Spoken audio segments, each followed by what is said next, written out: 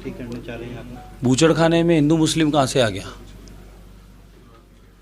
देखिए, पिछले 5 वर्षों में यहाँ अनगिनत अवैध कार्य चल रहे हैं। हवामेल विधानसभा, किशनपोल विधानसभा, आदर्श नगर विधानसभा, अपराकाशी जयपुर। अपराकाशी का तात्पर्य है कि ये छोटी काशी है जयपुर। छोटी काशी में यहाँ दर्शनार्थी भी आते हैं, मंदिरों के दर्शन वाले, यहाँ पर टूरिस्ट भी आता है। तो हमारी छवि क्या जा रही है? यहाँ की फ़ोटो खिंच के जाती है तो क्या जाती है?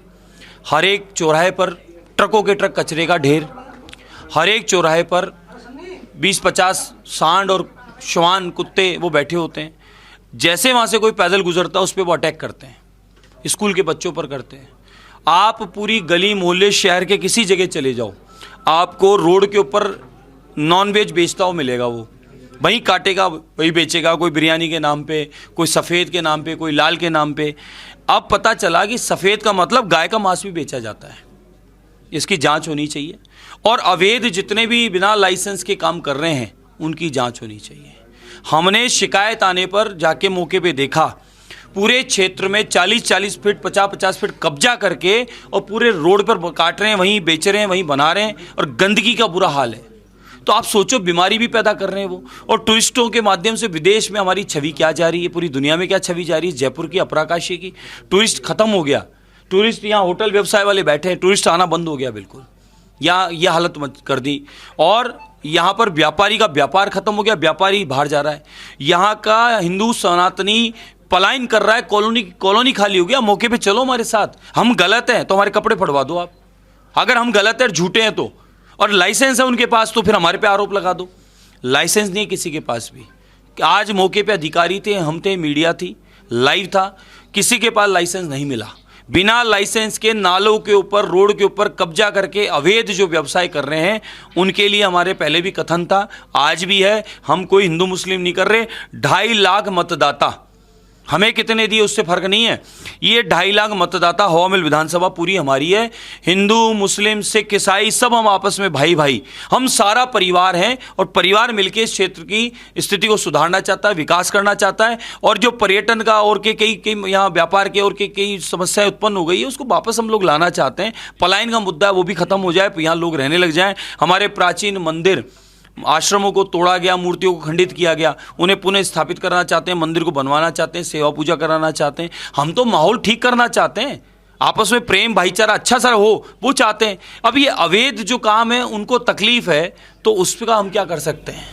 पप्पू जो कसाई की आप बात कर रहे हैं वो आपके अपोजिट चुनाव लड़ने वाले थे और समर्थन भी दूसरे को दिया, कहीं ये तो वजह नहीं कार्रवाई? नहीं साहब, नहीं ऐसा है। पप्पू कसाई का तो पहले से पता है हमें कि वो करीब लगभग सभी जगह अवैध व्यवसाय चलाता है और बहुत सारे उसके इस प्रकार के मित्र जो उसकी गतिविधि में शामिल हैं, जो भय दिखाते हैं लोगों को, और अवैध बूचड़खाने चलाता है, कब्जे करता है। और आर तिवारी के साथ उसने एनालिसिस किया, दोनों पार्टनर बने और मेरे सामने 3 लोग चुनाव लड़े। अशोक गहलोत जी खुद मेरी विधानसभा में आए, पायलट साहब भी प्रचार करने आए एक बार हवामेल में, और पप्पू कुरैशी को मनाने के लिए एक नेत्री कांग्रेस से आई और रोई बताई, वहाँ कह रही थी मैं रोई, गिड़गिड़ाई, पाँव छुई तब वो माने, और चाय पी उनके यहाँ। तो ये सारे लोग मिलके लड़ रहे थे मेरे सामने। तो और मैं इधर भाजपा परिवार से एक सनातनी लड़ रहा था और वहाँ सारे ये बड़े बड़े लोग थे। तो लेकिन ठीक है, वो जो भी जनादेश है वो स्वीकार है, लेकिन अभी हमारा परिवार है। संविधान की शपथ लेने के बाद में बिना किसी भेदभाव के हमें पूरे क्षेत्र का विकास करना है। और ये जो आरोप लगा रहे हैं बिल्कुल गलत है। मेरे यहाँ प्रतिदिन 100-200 मुस्लिम परिवार, भाई बहनें, मेरे पुराने व्यवहारी हैं, मित्र हैं, मेरे कई राखी बांधती हैं, वो सब आती हैं, बराबर आ रही हैं, स्वागत सत्कार हो रहा है, पूरी मीडिया में पता है। तो ये तो आरोप ही गलत लगा रहे हैं, बल्कि तुष्टिकरण की राजनीति ये करते हैं।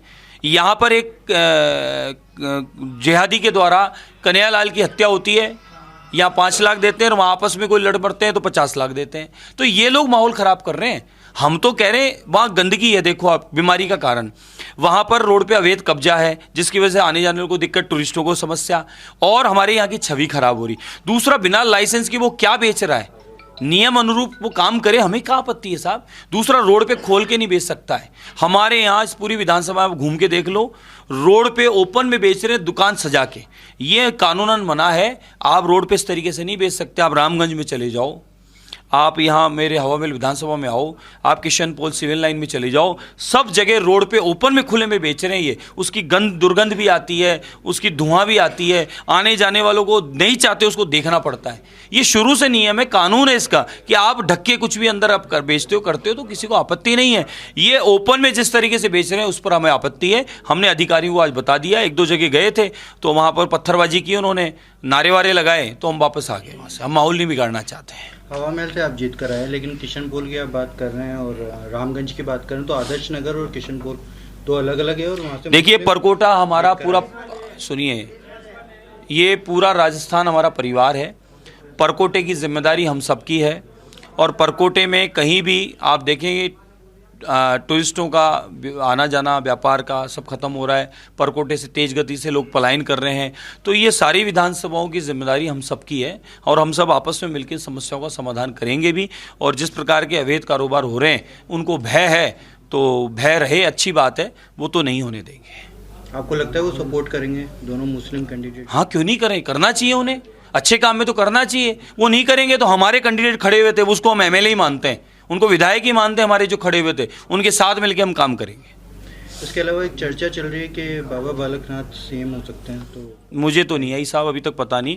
मुझे तो ये पता है कि कमल का फूल मुख्यमंत्री होगा और उस कमल के फूल को जो हम सब थामे हुए हैं और उस परिवार के सदस्य हैं सब मिलकर काम करें।